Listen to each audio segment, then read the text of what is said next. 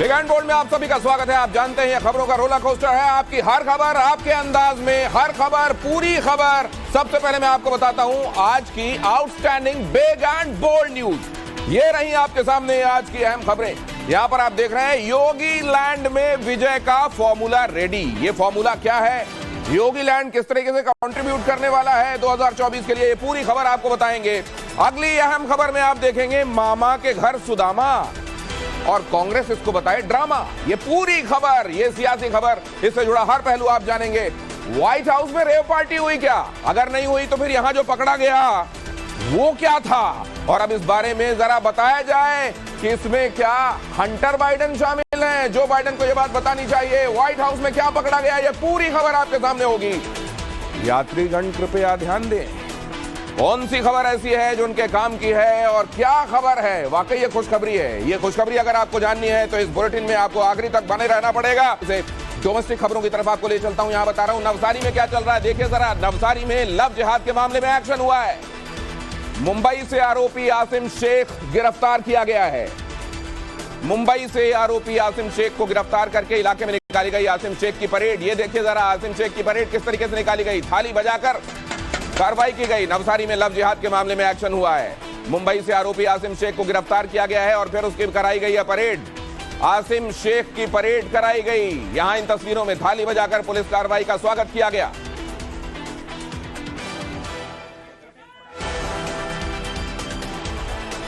ये हुआ कैसे और कैसे आखिरकार ये पूरा ट्रैप ले किया गया और कैसे ये लव जिहाद का मामला सामने आया, जरा देखिए। यहां आसिम ने 5 साल पहले बलात्कार किया था। लव जिहाद की हेट स्टोरी। आसिम ने रेप का वीडियो भी बना लिया, बलात्कार करने का वीडियो बनाकर 5 साल तक लड़की से आगे भी वही दिखाकर और ये धमकाकर कि अगर तुमने चूं भी किया तो ये वायरल कर दिया जाएगा। वो लगातार बलात्कार करता रहा। धर्म परिवर्तन के लिए इस दौरान वो दबाव भी बनाता रहा, कहता रहा कन्वर्ट हो जाओ, और रेप का वीडियो लड़की के मंगेतर को आखिरकार भेजा गया। पकड़े जाने के डर से फिर आसिम शेख मुंबई भाग गया था।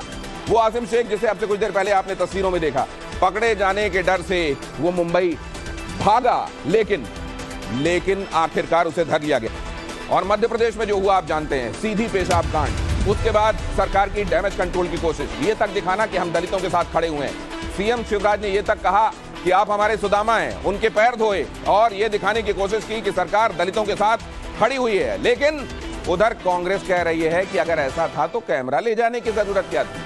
अगर दलितों के लिए आपके दिल में वाकई ये भाव हैं जो आप कह रहे हैं, तो उसको कैमरे में प्रदर्शित करने की जरूरत क्या थी। पीड़ित के पैर धोए गए, पीड़ित को माला पहनाई गई, पीड़ित को टीका लगाया गया, शाल उठाकर सम्मान किया गया, लेकिन इसमें अभी सियासत जारी है।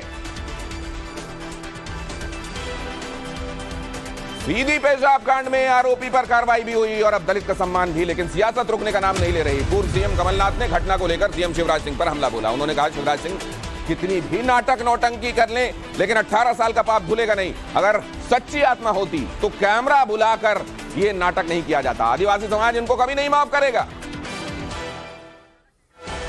और अब बहुत जल्दी से खबर देखिए, जल्दी रेलवे का सिग्नल वर्ल्ड क्लास होने जा रहा है। यहां पर आप देख रहे हैं, ताकि भविष्य में बालासोर जैसे हादसे टाले जा सके। इसके लिए रेलवे बोर्ड ने एक्सपर्ट्स की एक टीम का गठन किया है। करीब 1000 विशेषज्ञ इसमें ब्रेनस्टॉर्मिंग करेंगे और काम करेंगे। एक्सपर्ट्स विश्व स्तरीय तकनीक पर रिसर्च करेंगे। एक्सपर्ट्स की टीम में रेलवे अधिकारियों के अलावा आईटी और टेलीकॉम के एक्सपर्ट भी शामिल होंगे। रेलवे का फोकस इस जगह पर इंटरलॉकिंग प्रणाली में रिले पर जो निर्भरता है, डिपेंडेंस है। रिले आप जानते हैं इंटरलॉकिंग के लिए यूज होती है, उस पर निर्भरता कम करने के लिए। इसीलिए अब सॉलिड स्टेट इंटरलॉकिंग टेक्नोलॉजी की तरफ मूव किया जा रहा है। और अब अगली अहम खबर बिग एंड बोल्ड में। अगली अहम खबर, पुलिस ने गैंगस्टर लॉरेंस बिश्नोई के गुर्गों पर शिकंजा कसना शुरू कर दिया है। इंटरपोल ने लॉरेंस के 2 सहयोगियों के खिलाफ रेड कॉर्नर नोटिस जारी किया है। विक्रमजीत सिंह उर्फ विक्रम बराड़ के दुबई में छिपे होने का शक है, जबकि कपिल सांगवान के ब्रिटेन में होने का शक है। दोनों भारत के भगोड़े घोषित हैं और विदेश में रहकर लॉरेंस बिश्नोई का नेटवर्क ऑपरेट कर रहे हैं। और आगे बिग एंड बोल्ड में, योगी लैंड में विजय फॉर्मूला रेडी। पूरी खबर बिग एंड बोल्ड पॉलिटिक्स में। लेकिन उससे पहले आपको यह अहम खबर दिखाता हूं। आज की 5 अहम खबरें big and bold quick takes. Bharat अमेरिकी रिश्तों की मजबूती के बीच अमेरिका ने माना है कि वो मानवाधिकार के मसले पर भारत को ज्ञान नहीं दे सकता। व्हाइट हाउस के एक बड़े अधिकारी ने कहा है, सभी देश आदर्श नहीं हैं, सभी में कुछ न कुछ कमियां हैं।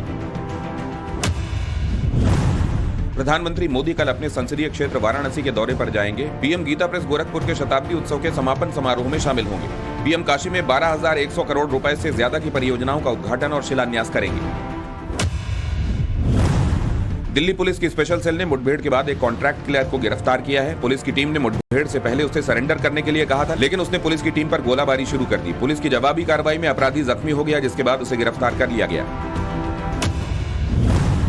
छत्तीसगढ़ के दुर्ग जिले में फर्जी ईडी अधिकारी बनकर अपहरण और रंगदारी का सनसनीखेज मामला सामने आया। इस मामले में पुलिस ने 9 आरोपियों को गिरफ्तार किया है। आरोपियों के पास से करीब 1.25 करोड़ नगद और लाखों का सोना बरामद हुआ। दिल्ली में बाबा बागेश्वर पंडित धीरेन्द्र शास्त्री का दरबार सज चुका है। दिल्ली के आईपी एक्सटेंशन में 3 दिनों तक यह दरबार लगेगा। पंडाल में 70,000 लोगों के बैठने की व्यवस्था है, लेकिन पहले ही बारिश की वजह से भक्तों को परेशानी का सामना भी करना पड़ रहा है। और बिग एंड बोल्ड पॉलिटिक्स अब आप देख रहे हैं। इसमें अहम खबर राजस्थान से, जहां कांग्रेस के बीच चल रहा विवाद खत्म हो गया कहा जा रहा है। आज दिल्ली में हुई बैठक में कांग्रेस अध्यक्ष मल्लिकार्जुन खड़गे और पूर्व अध्यक्ष राहुल गांधी शामिल हुए। इस दौरान मुख्यमंत्री अशोक गहलोत और सचिन पायलट के बीच सुलह करा दी गई। सूत्रों के मुताबिक कांग्रेस आला कमान ने सचिन पायलट की 3 मांगे मान ली हैं। इससे पायलट भी संतुष्ट हो गए। अब सचिन पायलट की भूमिका को लेकर एक हफ्ते में बड़ा ऐलान हो सकता है। क्या उनको सीएम फेस बनाया जाएगा, इस बारे में भी अटकलें लग रही हैं। और बिग एंड बोल्ड में अगली अहम खबर दिल्ली से। दिल्ली में आज शरद पवार गुट ने बैठक की। बैठक के बाद एनसीपी अध्यक्ष पद को लेकर शरद पवार ने 2 टूक कहा कि एनसीपी का अध्यक्ष मैं ही हूं, कोई और नहीं। अगर कोई और ऐसा दावा कर रहा है तो उसमें कोई सच्चाई नहीं। ये वैसे ही लग रहा है जैसे आपको सुनाई देता होगा, नक्कालों से सावधान, हमारी कोई और ब्रांच नहीं है। कोई क्या कह रहा है मुझे फर्क नहीं पड़ता, ये कहा है शरद पवार ने। अजीत पवार द्वारा उनकी उम्र पर सवाल उठाने पर शरद पवार ने कहा, मैं अधिक काम करता हूं, चाहे 82 हो 92, मैं काम करता रहूंगा। अब हमें जो भी कहना होगा हम चुनाव आयोग के सामने कहेंगे। और अगली अहम खबर देखिए बिग एंड बोल्ड में। एनसीपी में जारी सियासी लड़ाई के बीच कांग्रेस नेता राहुल गांधी दिल्ली में शरद पवार से मिलने उनके घर पहुंचे। एनसीपी में बड़ी फूट के बाद दोनों नेताओं की यह पहली मुलाकात है। इससे पहले राहुल गांधी और शरद पवार घटना में हुई विपक्षी दलों की बैठक में, पटना में माफ कीजिए, विपक्षी दलों की बैठक में मिले थे। ये तस्वीरें इस खबर के संदर्भ में मैं आपको दिखा रहा हूं। और अब अगली अहम खबर, महाराष्ट्र के सीएम एकनाथ शिंदे ने उन अटकलों को खारिज कर दिया जिसमें दावा किया जा रहा था कि उनके गुट के कुछ विधायक अजीत पवार की एंट्री के बाद नाराज हैं। सीएम एकनाथ शिंदे ने कहा है, सब चंगा है, जो भी आप सुन रहे हैं सब अफवाह, जो लोग बोल रहे हैं वो पहले अपना घर बचाएं। अजीत पवार विकास के साथ हैं, हम बाला साहेब के विचार को आगे बढ़ा रहे हैं। और बिग एंड बोल्ड में अब अगली अहम खबर की तरफ आपको लिए चलता हूं। उत्तर प्रदेश की सियासत जुड़ी हुई ये खबर देखिए। 2024 के लिए बीजेपी ने यूपी की 80 लोकसभा सीटों का फॉर्मूला तैयार कर लिया है। सूत्रों के हवाले से यह खबर आ रही है कि अपना दल एस को 2 सीटें दी जाएंगी। अनुप्रिया पटेल अपनी पार्टी के सिंबल पर चुनाव लड़ेंगी, जबकि अपना दल एस का दूसरा प्रत्याशी भारतीय जनता पार्टी के चुनावी निशान पर चुनावी मैदान में होगा। वहीं निषाद पार्टी को 1 सीट देने पर सहमति बनी है, जबकि ओम प्रकाश राजभर के लिए भी 1 सीट रिजर्व रखी गई है। हालांकि निषाद पार्टी और राजभर की पार्टी के प्रत्याशी बीजेपी के सिंबल पर ही चुनाव लड़ेंगे। और बिग एंड बोल्ड पॉलिटिक्स में अगली अहम खबर दिखाने से पहले आपको बता दें, आज शाम 7:30 बजे बिग एंड बोल्ड स्पेशल में आप देखने वाले हैं, योगी ने प्लान बताया, मोदी को पसंद आया। लेकिन फिलहाल आपको आगे लिए चलता हूं। प्रधानमंत्री आवास पर बहुत बड़ी बैठक चल रही है। प्रधानमंत्री मोदी, अमित शाह बैठक में मौजूद हैं। बीजेपी अध्यक्ष जेपी नड्डा भी बैठक में शामिल हैं। पिछले 1 घंटे से पीएम आवास में बैठक जारी है। इसमें मंथन में क्या निकलता है, बहुत जल्द आप इसका अपडेट टाइम्स नाउ नवभारत पर देखेंगे। और बिग एंड बोल्ड में अब अगली अहम खबर का रुख करते हैं। बीजेपी 2024 के चुनाव की तैयारियों में जुट गई है। आज गुवाहाटी में भारतीय जनता पार्टी के बड़े नेताओं की बैठक हुई, जिसमें पूर्वी और पूर्वोत्तर भारत के 12 राज्यों के अध्यक्ष, महासचिव, आला नेता मौजूद रहे। बैठक के दौरान 2024 की तैयारी और रणनीति पर चर्चा की गई। अब ये पूर्वोत्तर के राज्य क्यों अहम हैं, यहाँ की सीटें कितनी हैं? आप जानते हैं कि अगर 300 और 400 का टारगेट लेकर चलना है, कभी 400 के पार की बातें भी हुई हैं, 300 के पार की बातें भी हुई हैं, अगर ये किया जाना है एंटी इनकम्बेंसी को काटते हुए, तो तमाम उन जगहों पर भी अपने प्रोस्पेक्ट्स खोजने होंगे जहां पर असल में उतना कंसंट्रेशन पहले नहीं होता था। पूर्व और पूर्वोत्तर को लेकर बीजेपी इतनी गंभीर क्यों है, इसकी वजह समझाते हैं आपको। यहाँ के 12 राज्यों में लोकसभा की 142 सीटें हैं, जिनमें पश्चिम बंगाल में सबसे ज्यादा है, 42 सीटें। और यहाँ 2019 के चुनावी नतीजे अगर आप देखें तो टीएमसी ने 22 सीटें, कमाई थी। भारतीय जनता पार्टी के खाते में 18 गई थी। कांग्रेस ने 2 सीटें जीती थी, जबकि सीपीआईएम का खाता भी नहीं खुल पाया था। और बिहार में 40 सीटें हैं। भारतीय जनता पार्टी को पिछले चुनाव में यहां 17 मिली थी, जेडीयू को 16 मिली थी। हालांकि तब ये दोनों एनडीए के ही पार्ट थे, बाद में जेडीयू अलग हो गई थी। और यहां एलजेपी को 6 सीटें मिली थी। हालांकि 2019 में जैसा मैंने आपको बताया, दोनों साथ में गए थे, जेडीयू एनडीए का पार्ट था। इस बार उसके लिए प्रोस्पेक्ट कैसे होंगे ये वो खुद भी सोच रही होगी। कांग्रेस को यहां सिर्फ 1 सीट मिली थी, आरजेडी का खाता भी नहीं खुला था। पूर्वोत्तर के 8 राज्यों की 25 सीटों में भारतीय जनता पार्टी को 14 मिली थी, कांग्रेस को 4, अन्य पार्टियों को 7 सीटें मिली थी। ओडिशा की 21 सीटों में बीजेडी को 12, भारतीय जनता पार्टी को 8 सीटें मिली थी और वहीं कांग्रेस को 1 सीट से सेटिस्फाई होना पड़ा था। झारखंड में लोकसभा की 14 सीटें हैं। यहां भले ही भारतीय जनता पार्टी सत्ता में ना हो, लेकिन 2019 के चुनाव में सबसे ज्यादा 11 सीटें उसे हासिल हुई थी। कांग्रेस, झारखंड मुक्ति मोर्चा और एजेएसयू ऑल झारखंड स्टूडेंट यूनियन को 1-1 सीटें मिल पाई थी। यानी पूर्व और पूर्वोत्तर के राज्यों में 2019 में बीजेपी के जबरदस्त प्रदर्शन में बहुत बड़ा योगदान था और इस बार भी बीजेपी अपने स्ट्राइक रेट को और बढ़ाना चाहती है। यही वजह है कि पार्टी ने तैयारियां शुरू कर दी। अगली खबर की तरफ आपको मैं बहुत जल्दी से ले चलता हूं। 2024 के चुनावों को देखते हुए बीजेपी में संगठन स्तर पर बड़े बदलाव हो सकते हैं, सूत्र बता रहे हैं। सूत्रों के मुताबिक कई और मंत्रियों को संगठन में भेजे जाने की तैयारी हो रही है। 4 प्रदेशों के अध्यक्ष बदलने के बाद अब मध्य प्रदेश समेत 6 और राज्यों के अध्यक्ष बदले जाने की सूचना है। अगली अहम खबर, बिहार के डिप्टी सीएम तेजस्वी यादव के बयान को लेकर अहमदाबाद मेट्रोपॉलिटन कोर्ट में आज सुनवाई हुई। तेजस्वी यादव ने मेहुल चोकसी को लेकर बयान दिया था, जिसमें उन्होंने गुजरातियों को ठग कहा था। आज हुई सुनवाई में 2 और गवाहों के बयान दर्ज किए गए। इस दौरान गवाहों ने कहा कि तेजस्वी यादव के बयान से उनका अपमान हुआ है। कोर्ट ने 21 जुलाई को सुनवाई की अगली तारीख दे दी। और बिग एंड बोल्ड में अगली खबर, व्हाइट हाउस में रेव पार्टी किसने की, पूरी खबर आगे बिग एंड बोल्ड इंटरनेशनल में। लेकिन पहले आपको दिखाता हूं big and bold political quick take. केंद्र सरकार ने यूनिफॉर्म सिविल कोड को लेकर बड़ा कदम उठाया है। अनौपचारिक तौर पर जीओएम का गठन किया गया है। इसमें किरण रिजिजू, स्मृति ईरानी, जी किशन रेड्डी, अर्जुन राम मेघवाल शामिल हैं। खबरों के मुताबिक सरकार मॉनसून सत्र में यूसीसी बिल को संसद में लेकर आ सकती है। 2024 में महागठबंधन के 300 से ज्यादा सीटें जीतने के लालू यादव के दावे पर बीजेपी ने पलटवार किया है। पूर्व केंद्रीय मंत्री रविशंकर प्रसाद ने कहा है कि लालू यादव ये नहीं बता पा रहे कि चुनाव के लिए जो बारात सज रही है उसका दूल्हा कौन है। बीजेपी नेता ने बिहार की सभी 40 सीटें जीतने का दावा किया है। संजीवनी घोटाला मानहानि केस में राजस्थान के मुख्यमंत्री अशोक गहलोत को दिल्ली के राउज एवेन्यू कोर्ट ने समन जारी कर 7 अगस्त को तलब किया है। केंद्रीय जल शक्ति मंत्री गजेंद्र सिंह शेखावत ने कथित संजीवनी घोटाले पर टिप्पणियों को लेकर उन्हें बदनाम करने के लिए गहलोत के खिलाफ आपराधिक मानहानि का मामला दर्ज कराया था। शराब घोटाला केस में आरोपी दिल्ली के पूर्व डिप्टी सीएम मनीष सिसोदिया ने आज सुप्रीम कोर्ट में जमानत याचिका दाखिल की है। सिसोदिया ने सीबीआई और ईडी दोनों मामलों में कोर्ट से जमानत की गुहार लगाई। दोनों ही केस में दिल्ली हाई कोर्ट जमानत याचिका खारिज कर चुका है। जम्मू कश्मीर में बेघरों को जमीन देने वाली योजना पर सियासत शुरू हो गई है। पीडीपी अध्यक्ष महबूबा मुफ्ती ने कहा है कि हाउस फॉर हाउसलेस के नाम पर 10 लाख लोगों को बाहर से लाने की कोशिश हो रही है। महबूबा ने यह भी सवाल किया है कि जिन्हें जमीन देने की बात की जा रही है वो बेघर लोग हैं कौन। और अब बिग एंड बोल्ड ट्रेंडिंग शुरुआत बारिश की खबर के साथ। देश के कई हिस्सों में हो रही बारिश लोगों के लिए मुसीबत बन गई है। कहीं बाढ़ जैसे हालात बन चुके हैं तो कहीं लैंडस्लाइड की घटनाएं हो रही हैं। हालांकि कुछ इलाकों में गर्मी से राहत देने का काम भी बारिश कर रही है। यहाँ जो तस्वीरें आप देख रहे हैं, यहाँ सुबह के वक्त दिल्ली एनसीआर में तेज बारिश ने लोगों को उमस वाली गर्मी से कुछ राहत दी। हालांकि बारिश की वजह से कई सड़कें पानी में डूब गईं और ऑफिस जाने वाले लोग जाम में फंसे रहे। दूसरी तस्वीर मध्य प्रदेश के बड़वानी की है, जहां नदी में रेत भरने पहुंचा ट्रैक्टर बाढ़ की चपेट में आ गया। भारी बारिश के बाद नदी उफान पर आई थी, जिसने ट्रैक्टर को अपनी चपेट में ले लिया। और तीसरी तस्वीर कर्नाटक से। कर्नाटक के कई इलाके इन दिनों भारी बारिश की वजह से बेहाल हैं। वहां के कई गाँवों में हालात खराब हैं। चौथी तस्वीर लखनऊ से, जहाँ तेज बारिश के बाद सड़कें पानी में डूब गईं, कुछ दुकानों में बारिश का पानी घुस गया। इन हालात में लोगों को काफ़ी मुश्किलों का सामना करना पड़ा। उधर बिहार में भी हालात खराब हैं। वहाँ के कुछ इलाकों में जनजीवन अस्त व्यस्त है, अस्पतालों तक में पानी घुस गया है।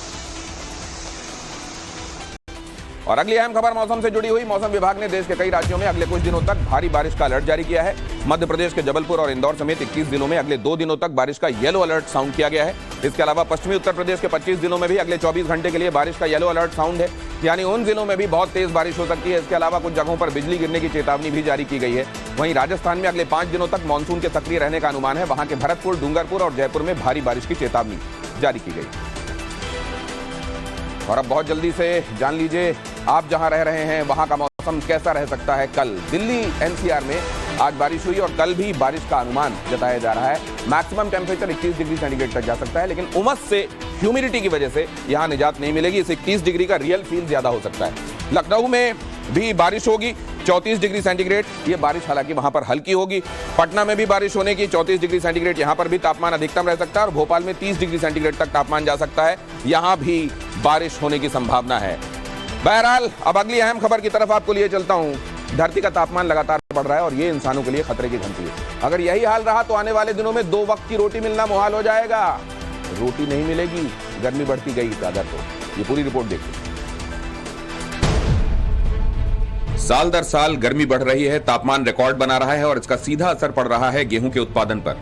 एक रिसर्च के मुताबिक देश में गेहूं की पैदावार 2040 तक 5% और 2050 तक 10% घट सकती है। ये रिसर्च गेहूं और ज्वार पर क्लाइमेट चेंज के होते असर के लिए की गई थी, जिसके मुताबिक 2030 तक गेहूं के लिए पानी की जरूरत 9% बढ़ जाएगी, जबकि ज्वार के लिए 6% ही बढ़ेगी। यानी ज्वार के उत्पादन पर गेहूं जैसा असर नहीं पड़ेगा। ऐसे में आने वाले दिनों में ज्वार को गेहूं का विकल्प माना जा रहा है। ऐसा इसलिए भी है क्योंकि गेहूं की फसल गर्मियों में तैयार होती है और गेहूं की फसल लू और हीट वेव के संपर्क में ज्यादा आती है, जिससे नुकसान की आशंका भी ज्यादा रहती है। वहीं दुनिया के तापमान की बात करें तो 4 जुलाई 2023 यानी आज से 3 दिन पहले दुनिया का तापमान रिकॉर्ड ऊंचाई पर था। ऐसा पहली बार हुआ जब धरती का औसत तापमान 17.18 डिग्री दर्ज किया गया, जबकि बीता महीना भी अब तक का सबसे गर्म जून था। यानी आने वाले दिनों में न तो गर्मी से राहत मिलने वाली है और न ही तापमान गिरने वाला है, जिसका असर आपकी गेहूं की रोटी की कीमत पर पड़ सकता है। चोरी और डाका टमाटर पर पड़ने लगा। टमाटर की चोरी हो गई। ठीक सुन रहे हैं आप, ये कर्नाटक के हासन में ऐसा हुआ है। लोगों ने एक किसान के खेत से लाखों के टमाटर चुरा लिए। ये घटना 4 जुलाई की रात की बताई जा रही है, जिस मामले में पुलिस ने अब FIR दर्ज कर ली है। बताया जा रहा है कि कर्नाटक के हासन में एक किसान ने 2 एकड़ में टमाटर की फसल उगाई थी और अब वो उस फसल को बाजार में बेचने की सोच ही रहा था कि कुछ चोरों ने 2 एकड़ में लगे टमाटर में हाथ साफ कर दिया। कर्नाटक के ज्यादातर इलाकों में इस वक्त टमाटर 120 किलो से ज्यादा का बिक रहा है और इस भाव के आधार पर किसान का दावा है कि उसके खेत में करीब 2.5 लाख रुपए के टमाटर चोरी कर लिए गए। टमाटर लेकर इन दिनों घर जा रहे हो तो सावधानी से जाइएगा। और अब अगली अहम खबर की तरफ आपको लिए चलता हूं। ट्विटर को टक्कर देने के लिए मेटा के CEO मार्क जकरबर्ग ने थ्रेड्स ऐप लॉन्च कर दिया है। मेटा कंपनी का दावा है कि ट्विटर की तरह थ्रेड्स में भी लोगों को रियल टाइम फीड मिलेगी। थ्रेड्स का इंटरफेस और इसके फीचर काफी हद तक ट्विटर की ही तरह होंगे। इसे इंस्टाग्राम की टीम ने ही बनाया है। अगर किसी का इंस्टाग्राम अकाउंट वेरीफाइड है तो उसका थ्रेड्स अकाउंट खुद ब खुद वेरीफाइड हो जाएगा। मेटा का इंस्टाग्राम एक फोटो शेयरिंग मल्टीमीडिया प्लेटफॉर्म है, जबकि थ्रेड्स ट्विटर की तरह text based social media platform. तो अब एक तरीके से यह कहा जा रहा है कि ये ट्विटर किलर साबित होगा, थ्रेड्स। और अब खबर उन युवाओं के लिए जो सरकारी नौकरी की तैयारी कर रहे हैं, बहुत जल्दी से देखें। राजस्थान लोक सेवा आयोग ने पद निकाला है जूनियर लीगल ऑफिसर का। आवेदन किया जा सकता है rpsc.rajasthan.gov.in पर और आखिरी तारीख है 10 जुलाई। सेंट्रल बैंक ऑफ इंडिया ने पद निकाला है मैनेजर का। आवेदन किया जा सकता है centralbankofindia.co.in पर। आखिरी तारीख है 15 जुलाई। उत्तर पूर्व रेलवे ने पद निकाला है अप्रेंटिसशिप का और आवेदन किया जा सकता है ner.indianrailways.gov.in पर। आखिरी तारीख 2 अगस्त है। और अब अगली अहम खबर, ये असल में खबरें दिखा देता हूं मैं एक साथ। 5 क्विक टेक्स ट्रेंडिंग ये रहे। शेयर बाजार ने आज एक बार फिर नई ऊंचाइयों को छुआ। BSE सेंसेक्स कारोबारी वक्त में 65,833 पॉइंट के रिकॉर्ड हाई पर पहुंच गया। बाजार बंद होने के समय सेंसेक्स 339 पॉइंट उछाल के साथ 65,786 पर क्लोज हुआ। वहीं निफ्टी 99 अंक की तेजी के साथ 19,497 के स्तर पर बंद हुआ। मल्टी कमोडिटी एक्सचेंज पर आज सोने चांदी के रेट में तेजी देखने को मिली। गोल्ड 28 रुपए चढ़कर 58,501 रुपए प्रति 10 ग्राम और सिल्वर 109 रुपए की तेजी के साथ 71,466 रुपए प्रति किलो तक पहुंच गई। वंदे भारत ट्रेन में यात्रा करने वाले लोगों के लिए अच्छी खबर है। मीडिया रिपोर्ट्स के मुताबिक छोटी दूरी वाली कुछ वंदे भारत एक्सप्रेस ट्रेनों की सीटें पूरी तरह फुल नहीं हो पा रही हैं। ऐसे में किराए का रिव्यू हो रहा है। संभावना यह भी है कि 25 से 30% तक किराए में कटौती हो जाए। प्रभास की मोस्ट अवेटेड एक्शन फिल्म सालार का टीजर रिलीज हो गया। इसमें प्रभास का बेहद ही इंटेंस लुक दिखाया गया है। प्रशांत नील के डायरेक्शन में बन रही इस फिल्म में प्रभास के अलावा श्रुति हासन और पृथ्वीराज सुकुमारन लीड रोल में हैं। यहाँ एक ब्रेक के लिए रुक रहे हैं, लेकिन आगे जो खबर मैं आपको बताने वाला हूं वो बिग एंड बोल्ड स्पेशल है। कहीं जाइएगा मत। योगी ने प्लान बताया, मोदी को पसंद आया। पूरी खबर एक ब्रेक के बाद।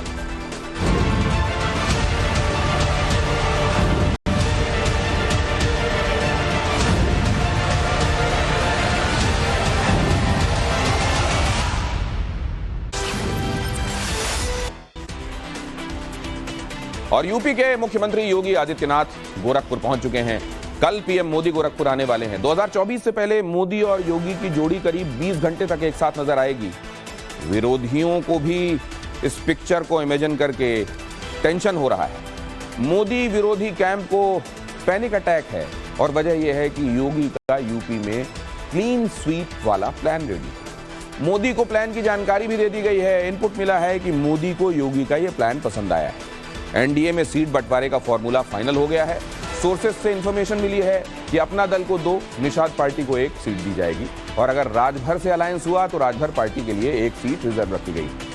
लेकिन ये योगी के प्लान का सिर्फ फर्स्ट फेज है। सेकंड फेज क्या है? योगी का सेकंड फेज कब से एक्टिव होगा? मोदी के दौरे का इंपैक्ट क्या होगा? ये पूरी डिटेल इस रिपोर्ट।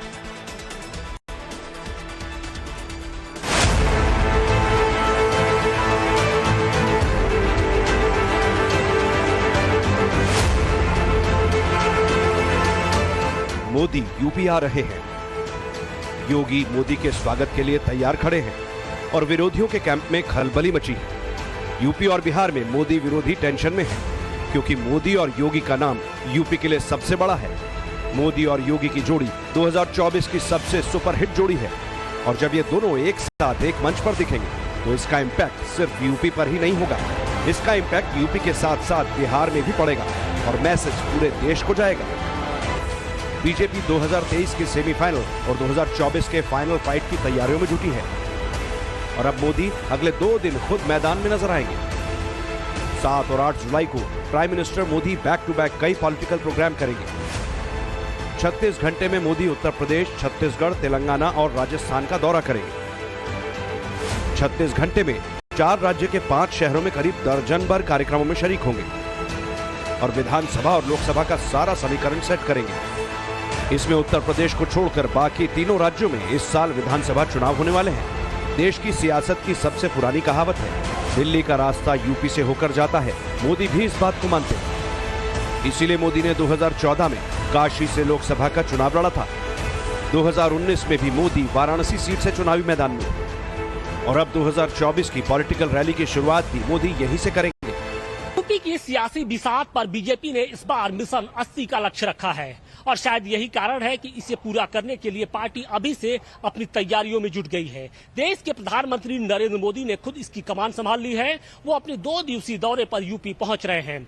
इस दौरान प्रधानमंत्री पूर्वांचल के 2 सबसे बड़े जो शहर हैं उसकी सियासी नब्ज को टटोलने की कोशिश करेंगे। 7 जुलाई की सुबह सबसे पहले वो गोरखपुर के गीता प्रेस स्थित शताब्दी कार्यक्रम में शिरकत करेंगे और इसके बाद शाम को अपने संसदीय क्षेत्र वाराणसी की जनता से रूबरू होंगे। प्राइम मिनिस्टर मोदी के उत्तर प्रदेश दौरे की शुरुआत होगी गोरखपुर से। गोरखपुर यूपी के चीफ मिनिस्टर योगी आदित्यनाथ का इलाका है। यहाँ मोदी और योगी की जोड़ी एक साथ दिखेगी। मोदी और योगी का जलवा पूरा यूपी देखेगा। डबल इंजन सरकार की जुगलबंदी का दम पूरे देश को दिखाया जाएगा।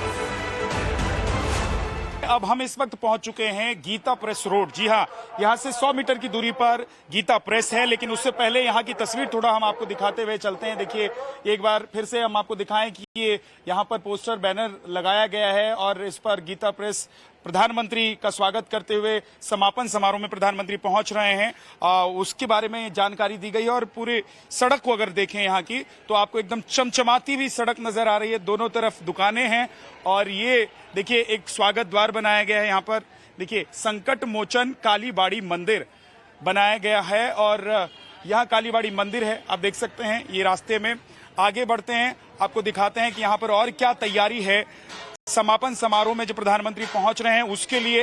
ये देखिए, आप देखेंगे कि इधर भी बैनर लटका हुआ है और प्रधानमंत्री के स्वागत करता हुआ ये बैनर तमाम वो लोग यहाँ पर जो गणमान्य हैं वो उनका स्वागत कर रहे हैं। मोदी दोपहर करीब 1:30 बजे गोरखपुर पहुंचेंगे।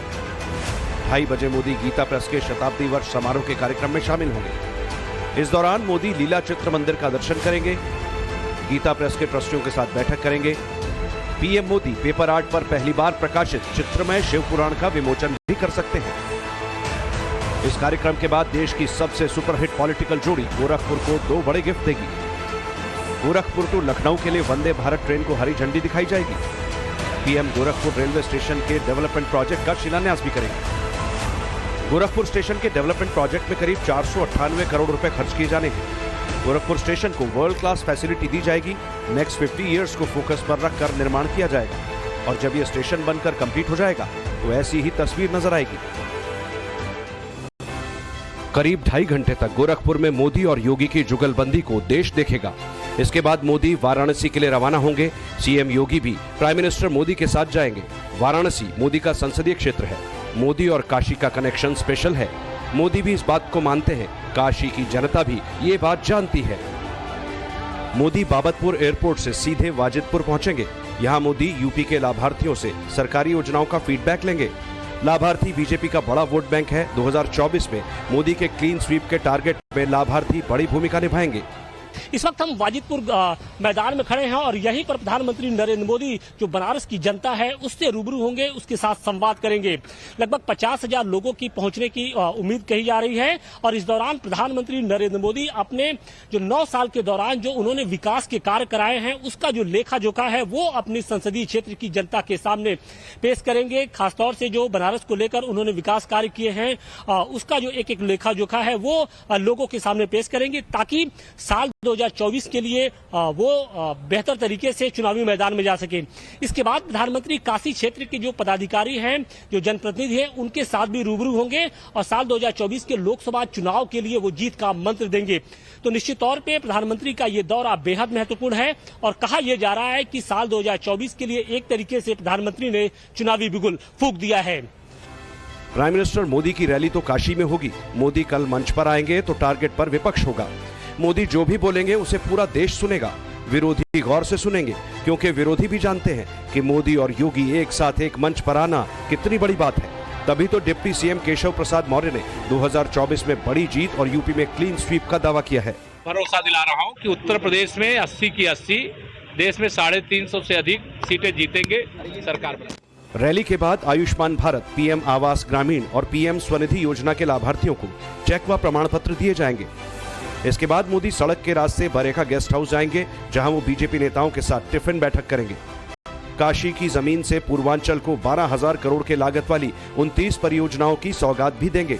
तैयारियां भी अब पूरी कर ली गई हैं। ऐसे में प्रधानमंत्री नरेंद्र मोदी ये चाहते हैं कि काशी क्षेत्र की जो 14 लोकसभा सीटें हैं वो सभी की सभी सीटें एक बार फिर से बीजेपी की झोली में जाए। लिहाजा तैयारियों में किसी तरह की कोई कमी न रह जाए, इसके लिए खुद अब प्रधानमंत्री नरेंद्र मोदी ने एक तरीके से बागडोर संभाल ली है और वो न सिर्फ बनारस की जनता से रूबरू होंगे बल्कि जो काशी क्षेत्र के जितने भी पार्टी के पदाधिकारी हैं, संगठन से जुड़े हुए जो लोग हैं, जनप्रतिनिधि हैं, सबसे एक तरीके से वार्ता करेंगे, उनकी समस्याओं को जानने की कोशिश करेंगे, उनके मन की बात को जानने की कोशिश करेंगे। और यही नहीं, इसके अलावा जो बनारस के प्रबुद्ध वर्ग से जुड़े हुए जो लोग हैं उनसे भी एक वार्ता करने की बात कही जा रही है कि जब बरेका गेस्ट हाउस में प्रधानमंत्री पहुंचेंगे तो इस दौरान जो काशी के प्रबुद्ध जन से जो लोग हैं, प्रबुद्ध जन हैं, उनसे भी मुलाकात होगी। तो निश्चित तौर पे ये जो दौरा है वो बहुत इंपॉर्टेंट है। साल 2024 के लिहाज से कहा यह जा रहा है कि प्रधानमंत्री नरेंद्र मोदी पूर्वांचल के इस दौरे के साथ ही एक तरीके से चुनाव का बिगुल भी फूंकने जा रहे हैं। काशी में मोदी और योगी के दौरे को लेकर बीजेपी का जोश हाई है। बीजेपी कार्यकर्ताओं का कहना है कि विरोधी अभी बैठक ही कर रहे हैं, लेकिन बीजेपी ने बूथ लेवल की तैयारी कर ली है। काशी क्षेत्र के लिहाज से या फिर पूरे उत्तर प्रदेश के लिहाज से 2024 का ये चुनाव बहुत महत्वपूर्ण माना जा रहा है। 14 लोकसभा सीटें थी। पिछली बार की परफॉर्मेंस के मुकाबले इस बार क्या उम्मीद कर रहे हैं आप? पिछली बार से भी बेटर संभावना है क्योंकि हम लगातार जो है पब्लिक के बीच में रहते हैं। हमारी तैयारी बूथ स्तर तक की हो गई है, जहां की अभी दूसरे दलों को पता नहीं क्या हो रहा है, लेकिन हमारे यहाँ बूथ स्तर तक हम तैयारी कर चुके हैं। हमारे यहाँ पन्ना प्रमुख बन रहे हैं। मोदी योगी यूपी में कल एक साथ नजर आएंगे। 20 घंटे तक ये जोड़ी एक साथ अलग अलग मंचों पर अलग अलग कार्यक्रमों में नजर आएगी और यूपी में जो कुछ भी होगा उसका इम्पैक्ट बॉर्डर पार भी जाएगा। मोदी योगी का मैसेज पूरे यूपी के साथ बिहार में भी जाएगा क्योंकि यूपी के पूर्वांचल से बिहार के कई जिलों की सीमा लगती है। यूपी की एसडीएम ज्योति का चरित्र हनन हो रहा। ज्योति मौर्य सही या भय का माहौल बनाने वाला पति, पर्सनल चॉइस के खिलाफ इमोशनल अत्याचार। सवाल पब्लिक का नाविका कुमार के साथ शाम 7:50 पर